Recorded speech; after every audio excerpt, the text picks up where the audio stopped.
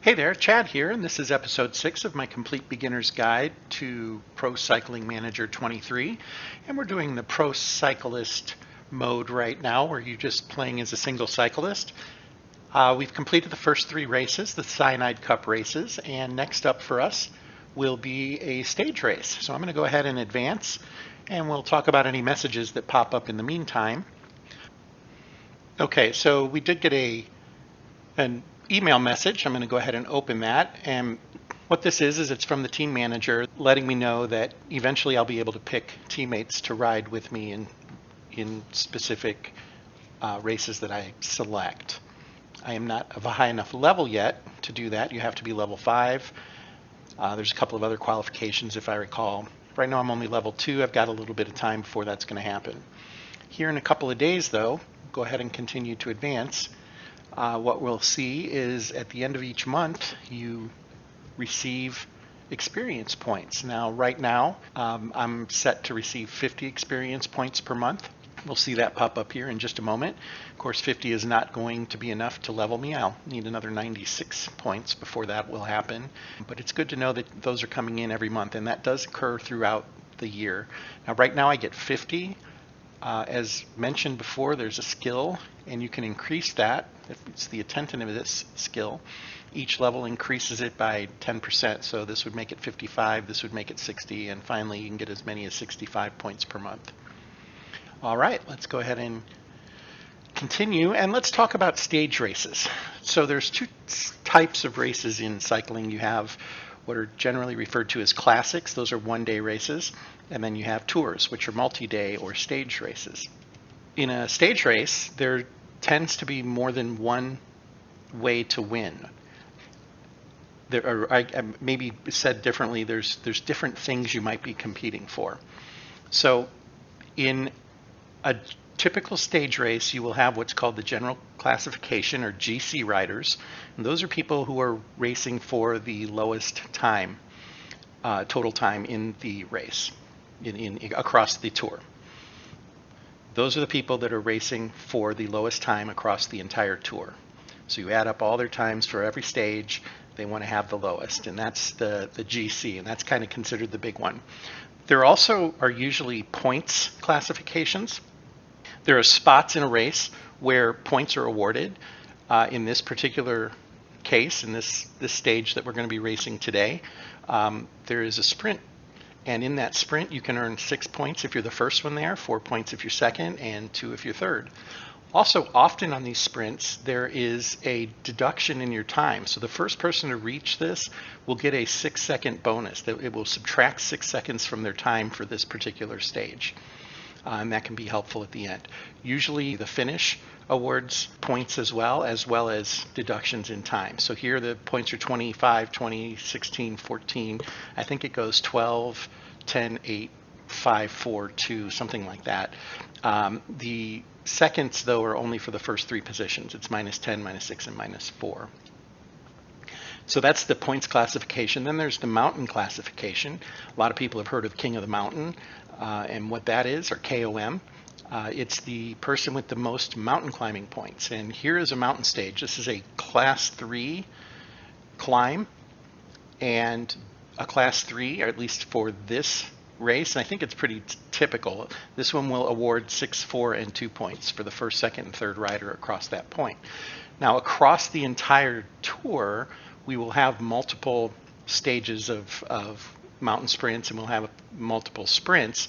And then, across the 4 stages, you'll add up those points, and the person with the most mountain points is the king of the mountains. The person with the most sprint points will be the points classification winner. There are 2 other classifications as well. One is the young rider classification. Usually that is a rider that is under, I think it's under 23. That's under 25. It's the -25. So there we see it. The young rider classification will show anyone who is qualified as a young rider where they stand, and so that's another competition that occurs.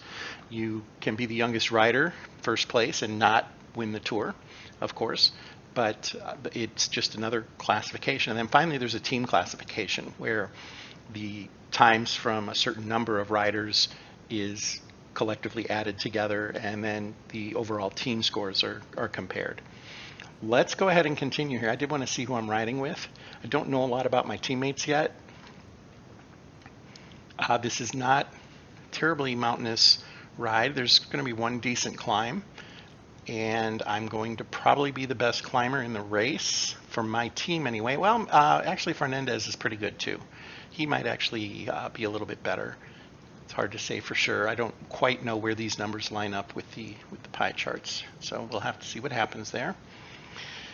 And the magazine does not have me or anybody on my team, from what I can tell, as a favorite.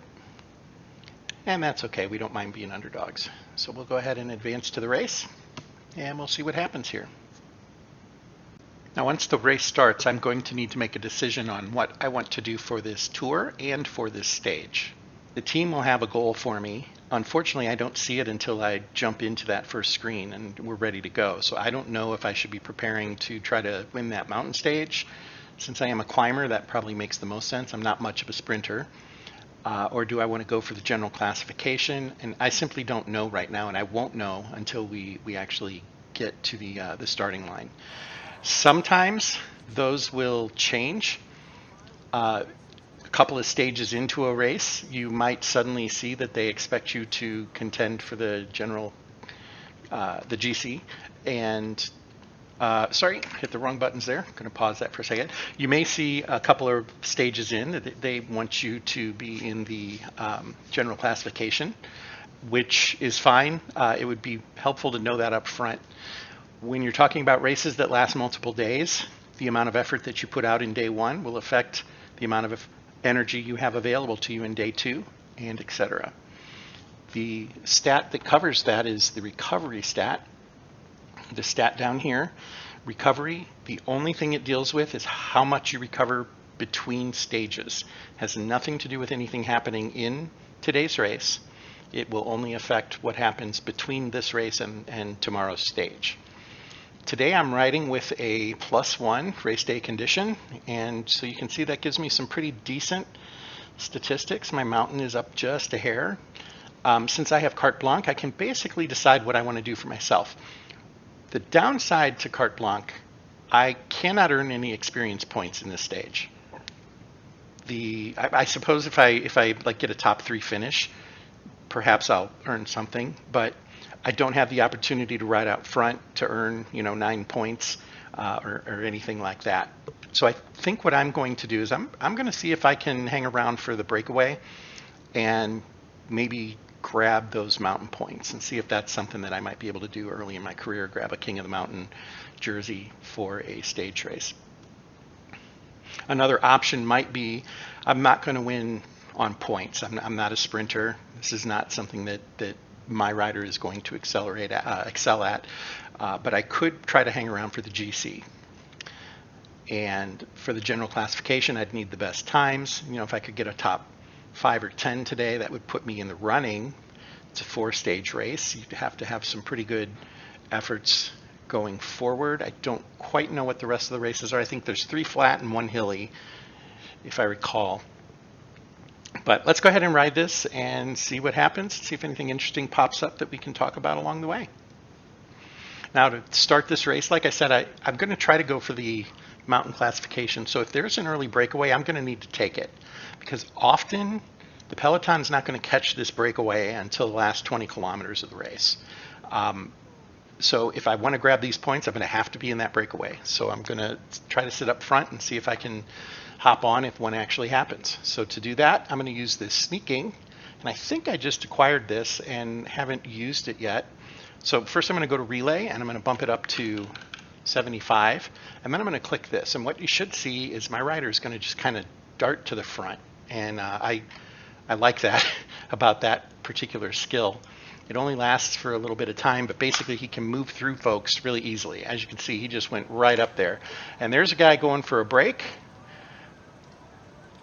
It's Rafferty. I'm going to go ahead and try to follow that, and let's see what we can do here. If we can get away. It looks like maybe we can. If we can get to 30 seconds, often we've got a really good shot of making it stand. And they're doing 90% effort.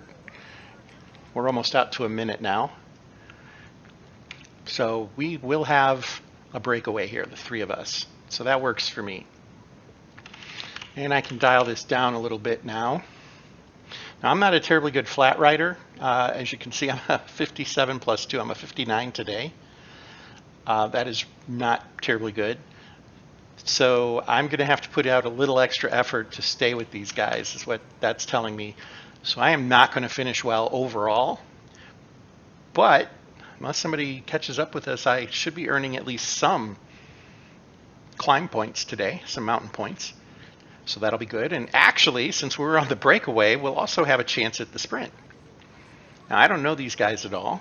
I think I'm going to look at Rafferty and we'll see if we can watch him, observe him over time. Okay, so what I'm watching right now is this up here. This is our group effort. And this is telling me I need to do 76 to 83 in order to stay with these guys. And I'm currently doing 89. So I'm going to dial that back just a little bit. We're 2.5 minutes ahead of the Peloton. So they will catch us before the end, almost definitely. But that's a good lead out for now, and they're not going to catch us anytime soon. We're gonna definitely make it to the mountain stage, I think, before they become a factor. Now we're starting to go up a little bit of an incline, and I'm a really good rider here, so I'm going to go ahead and use my effort at 85. That will use my mountain skill, which is 73 today. I'll probably stay in front of these guys as we go up this hill. You'll notice that they've fallen way off on their effort, so I'm going to go ahead and drop to 70 so I'm not burning unnecessary effort. We're up to a 4-minute lead on the Peloton. They're only expecting me to put out 42. I could slow all the way down to here before they're going to be concerned. And we're at 4.5 minutes on the Peloton, so really no reason for me to break my neck right now. There's no points on this hill. But you'll notice as soon as we get to this downhill, they're going to start ratcheting it up. We're up to 54 on the effort, 58. It'll probably get back up to 70 here pretty quickly.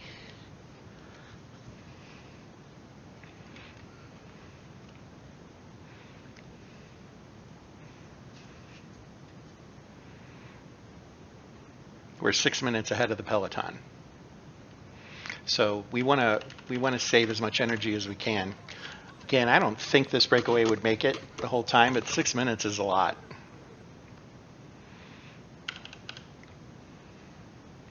Now you'll notice I have the ability to use my sneak again, but I have no need to. There's only the three of us, and we're in relay right now, and we're working well together. I'm going to go ahead and bump this up a little more.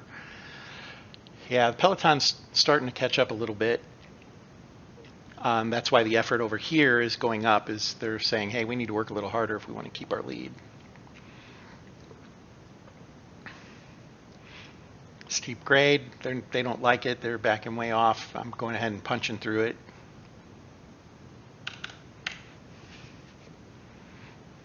And now we're leveling off. So this riding right here is flats. But well, now we're to downhill, and I'm really good at downhill. I'm at 69 today, but between -3 and +3 is flat, and I am really bad at flats. That's something I want to address in training. I want to start bumping that up so that I can at least be competent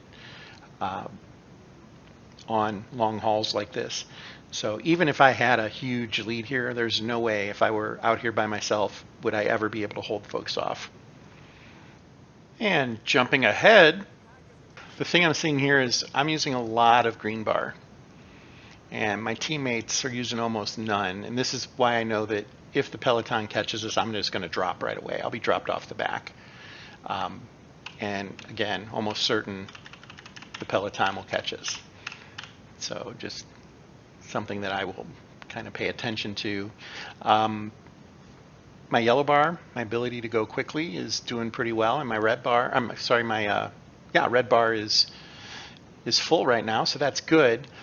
These start to eat away, and they start to drop faster the further this goes down. So even if I have my bars completely out here, once this gets down here, once it's down to a third down, these will start to disappear. Once it gets further down, they just get eaten up very, very quickly. You have very little stored energy available to you at that point.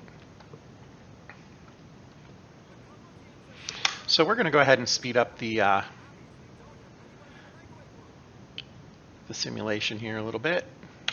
And the Peloton is starting to close in a little, so I think we need to, at least I need to pick up the speed a little. Now you see here's that first sprint. I'm not even going to try. Those guys got away from me before I even realized we were there. But I will get 2 points, or 1 point I guess. 2 points. Get 2 points there. And I'm okay with that. Catching back up with them. They're slowing down for me. And we're back into relay. Now what we will probably see is I will probably eat them up on that hill to that mountain climb. Don't know anything about him yet. Yeah, we're still inspecting him, and I don't know anything about him. Really good chance though that I have the best mountain attribute of these 3 riders. So it should be in really good shape there. And I'm going to go ahead and just bump up just a hair. Try to get them to do 75. We just don't want the Peloton bearing down on us as we're getting to the top of that summit. Okay, we're going to climb right now. Go ahead and bump it up a little. The other thing I can kind of take some advantage of is trying to pull us ahead a little bit from the Peloton on these climbs, because I do have such a good rating for that. The amount of energy I use to make this climb is more efficient than a good portion of the other riders will have. So we can extend our lead just a little bit, or at least keep them from collapsing it on us some. But now I'm going to dial back just a little because we're back to flat. And then back to the climb. So this is really the beginning of the climb that I want to make sure that I win. So I'm going to go ahead and go up to 85 and just hold it there for now. I think I'm going to go to effort. Not really benefiting from relay on a climb like this anyway. As you can see though, my yellow bar is dropping very, very quickly. Now we are at 2 times speed, but nonetheless that's going down pretty quick. I'm going to back down to 80 just to make sure that that holds out, so that I can cross that line first up here down to 75, and we're at 1 kilometer to go, and now I'm going to push up to 80, 90. Oh, they sprinted on me. I'm embarrassed. I did not handle that well at all. I could have done much better there, but now you can see I am in a little bit of trouble with my energy. So I'm going to sit up, let them pull a little bit.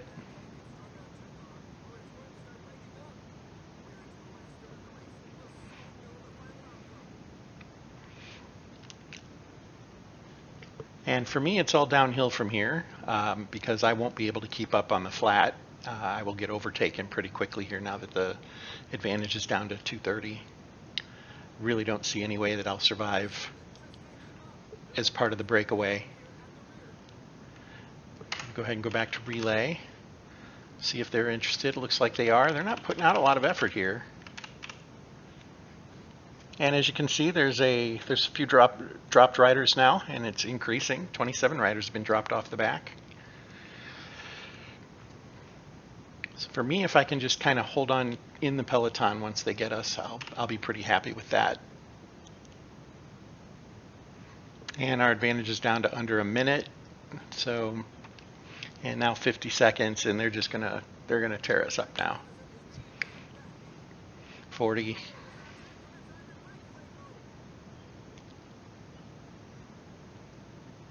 I think that just is going to delay the inevitable. The other thing to note is my pulse. I'm at 78 effort on a flat area, and I'm just getting torn up. So I'm going to go ahead and drop back. And yeah, they just go flying by us. So I'm going to sit in here, try to regain a little bit. Now we're down to 10 or 11 kilometers to the end. I have not used my energy gel. As you see, I'm not regaining any energy to speak of, so I'm not going to have a whole lot for the finish. But what I can do is go ahead and use that at about 7. Oops, we're under 7. I'm going to go ahead and use it now.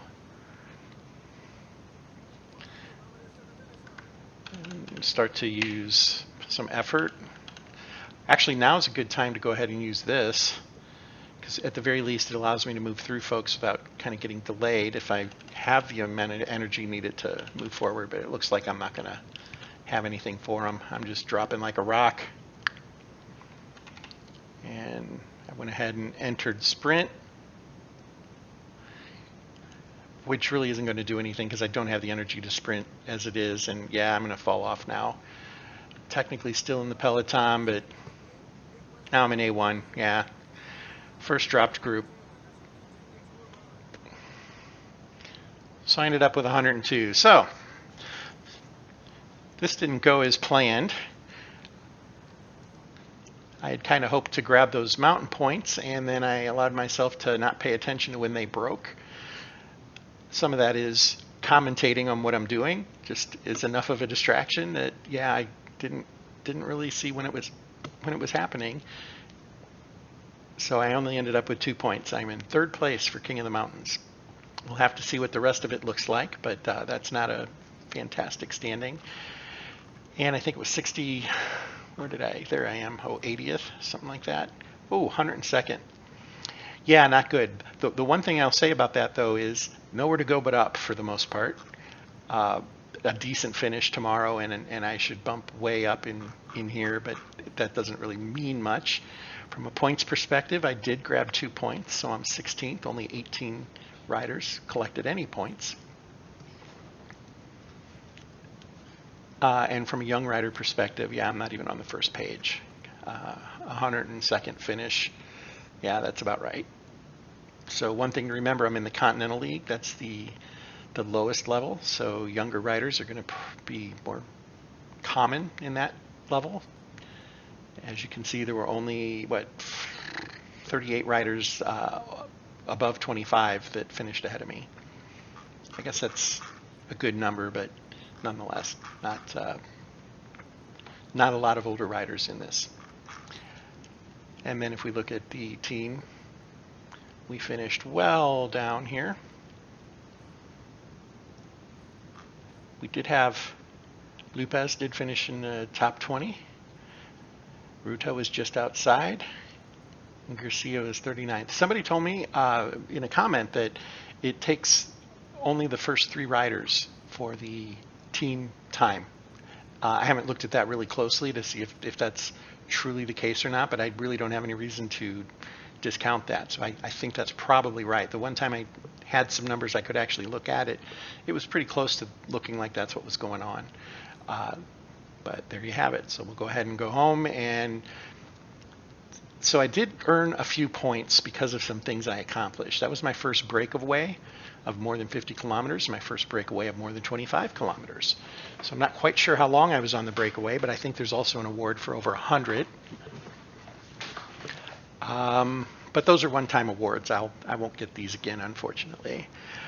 Would have probably been better to get a top 10 finish or something like that, but nonetheless, we'll take that. And that does edge me ever so close to level 3. But let's take a look at that in the next video, and we'll go ahead and end this one here.